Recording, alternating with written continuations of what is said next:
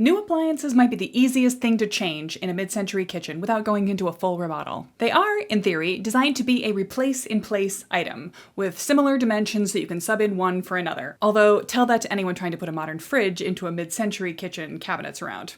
They are, in practice, one of the easiest ways to put a date stamp on your kitchen or to restart the clock on things going out of date. My opinion, as an architect interested in the longevity of your kitchen choices, is that you should run as far as you can from any kitchen trend in appliances. There are plenty of ways to be right about your kitchen appliances and a couple of ways to be dead wrong, so let's talk about it. Because this is a place that's hard to make choices that stand the test of time. Appliances these days are kind of designed to die early, but we can still try. Here's part 4 of my series on how to make trend-proof choices for the kitchen in your mid-century house. Hi, I'm Della, I'm an architect, and I am obsessed with your mid-century home. And I am normally the girl who will always give you the, on the one hand, this could work if, and on the other hand, this could also work if, kind of answers to any question of design.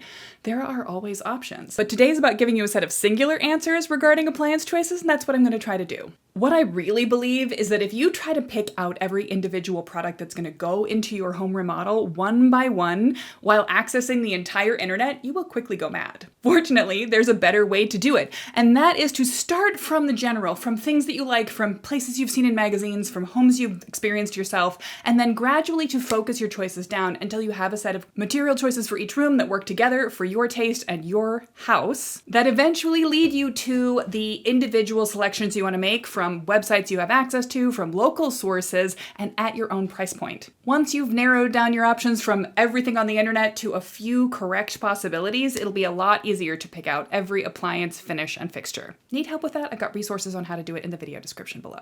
All right, today we're doing hot takes, so here are my opinions, trademark, on appliances for a mid-century kitchen update. I'm gonna level with you. I think you should probably just choose white. Here's the thing, appliance trends come and go. It should be stainless, it should be dark stainless, it should be white, it should be the latest trendy color. They're always going to be going around in a cycle, and the best thing you can do is choose something that doesn't draw the eye more than it needs to. You're never going to hate a white appliance. It's never going to be the most exciting part of your day either, but you can spend more of your time and energy on beautiful wood grain cabinets, on flooring that's going to be easy to clean and make you smile. At the end of the day, an appliance is just an appliance. That said, you've still got some more options here. I am always tempted by the concept of going for reconditioned mid-century original appliances, or even models from the 80s or 90s.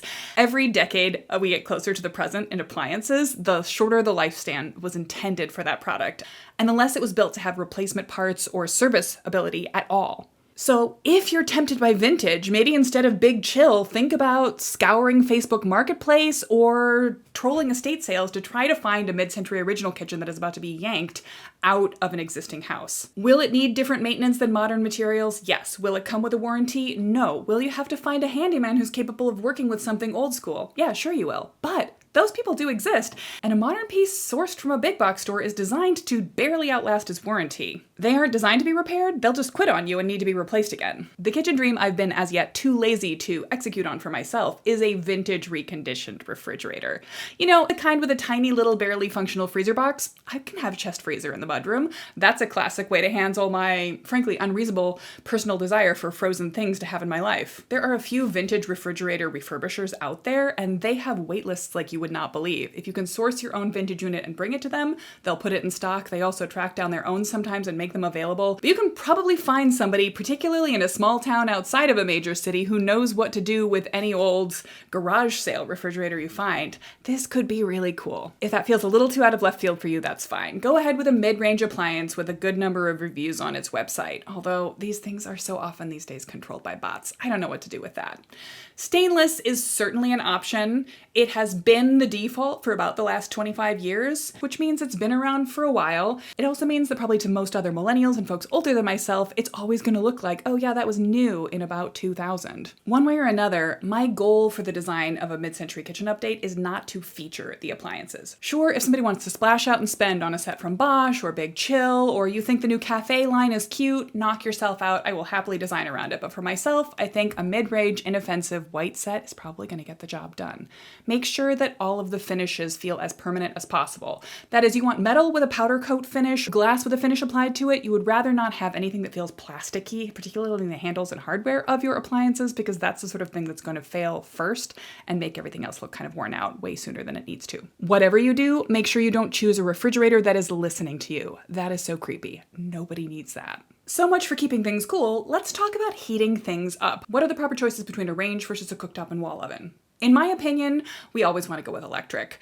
It's going to be a more sustainable potential source of energy. Gas is always going to be gas. Your electricity could be coming from a lot of different places. You want the most energy efficient unit possible because who knows what electric prices are going to be in the future. Thanks, AI. One way or another, though, I don't love the idea of a gas range spewing particulates into my house every time I want to saute an onion. If you're starting from scratch, I highly recommend an induction stovetop. These are going to be easier to clean, easier to take care of, and more efficient than even your classic electric stove. Of course, if you want to source vintage salvage from some dear little old lady's house, it's going to be electric coil, and that's fine too. Speaking of, if you're sourcing a vintage set, it's probably going to be a separate cooktop and wall oven. The mid-century was the first era in which we started to separate a range into two different units and devices. That's because we weren't that far away from the range being, a box that you put fire in, that you could put food in with the fire, or you could cook on top of the surface and get the fire heat up into it.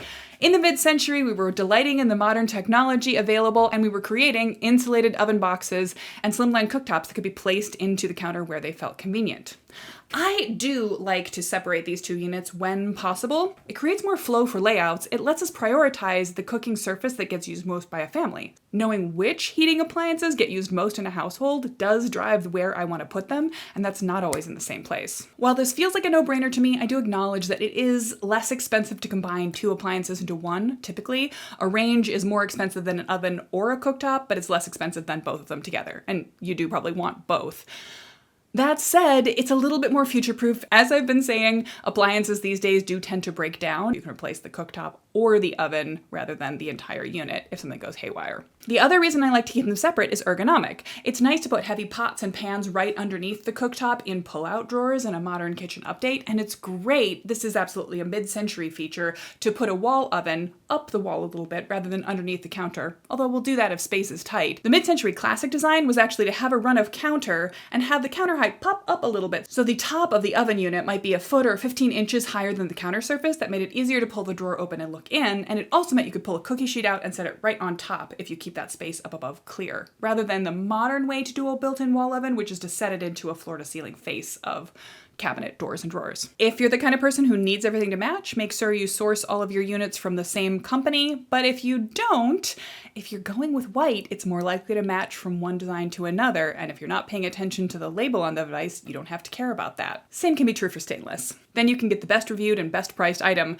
that matches your desire from a range of things. And then I'll say this one more time for the folks in the back. Please don't get appliances that are listening to you. Okay, before I wrap up, I'm so curious. Are you ever tempted by reconditioned mid-century appliances? Does that seem like a fun find to you or a chaotic nightmare? Personally, I'm always about one bad day away from getting someone's vintage yellow, yeah, I know I said white, but if I could get yellow appliances from the past, I would get them. Someone's vintage yellow refrigerator that I saw on Etsy or Facebook Marketplace somewhere out in the countryside of Wisconsin. If you share this tendency with me, I'd love to know about it. Let's be friends. Comment and let me know what you think.